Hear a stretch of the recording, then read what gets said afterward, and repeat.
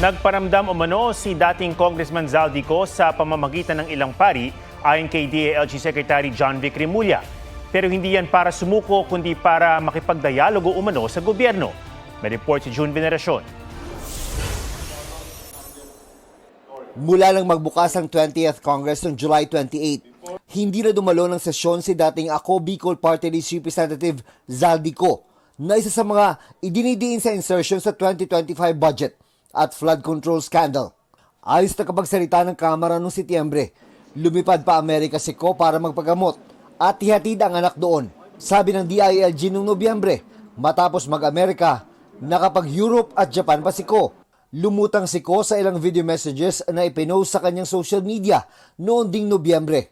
Pero pagkatapos niyan, hindi na ulit nagpakita si Ko na ipinapa-aresto kaugnay sa manubalyang proyekto kontra baha sa Oriental Mindoro. Ngayon, sabi ng DILG, nagpaparamdam na si Ko. Meron na siyang feelers na through sa mga ibang pare na kilala niya. Pero paglilinaw ni Remulla, ang feelers ni Ko ay hindi pa para sa pagsuko. Parang nagpapakonect na gustong ng dialogue sa amin. So, pero of course, that's not verified. Parang nagsabi pa lang, sinabi ng kaibigan na pinaparating. Ipinarating daw ito ng grupo ng mga pari sa kapatid ng kalihim na si Ombudsman Jesus Crespin Remulla. Handa naman daw si Remulla na makipag-usap sa kampo ni Ko. Siyempre, we take them seriously. Yung gusto makapag-dialogue, kakausapin namin yan. Pero kung bribe, ay wag na. Sa huling monitoring ng DILG, nasa Portugal si Ko. Pero hindi siya basta-basta mapapadeport dahil bukod sa meron siyang Portuguese passport, walang extradition treaty ang Pilipinas at Portugal. Criminal mind talaga. May escape route kaagad eh. Di ba? Ang galing na escape route niya. No? Maaga pa lang Feb. 1 year na siya. Nasa ano? Na 1 year na siya abroad.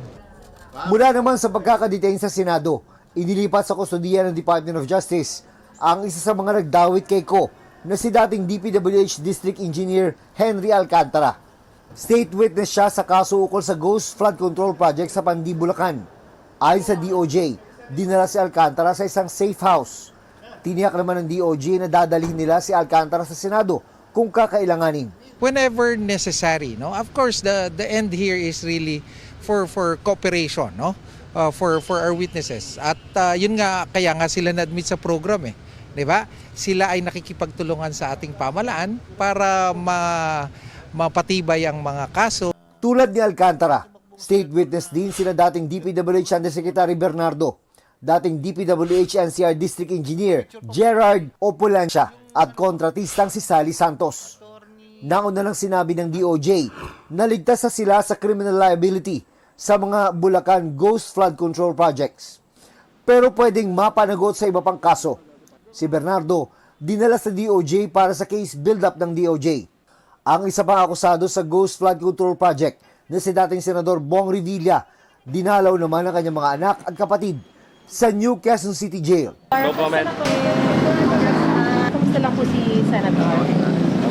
Ayon sa Bureau of Jail Management and Penology o BJMP, nakahiwalay pa siya sa ibang preso para sa medical quarantine. Gayon din ang mga kapwa-akusado niya na sila dating DPWH Bulacan Assistant District Engineer Bryce Hernandez at dating DPWH Bulacan First District Engineers JP Mendoza at RJ Dumasig at dating DPWH Bulacan First District Engineering Office Finance Section Chief at Accountant Juanito Mendoza. Kasunod ng 7 araw na medical quarantine, ihahalo na sila sa ibang preso. Kanina, iniharap na rin sa Sandigan Bayan para sa return of warrant ang dalawa pang kapwa-akusado ni Revilla na sina Engineer Emilita Huwat at Cristina Pineda ng DPWH Bulacan. Iniutos na makulong sila sa BJMP QC Female Dormitory sa Camp Karingal. June Veneracion nagbabalita para sa GMA Integrated News.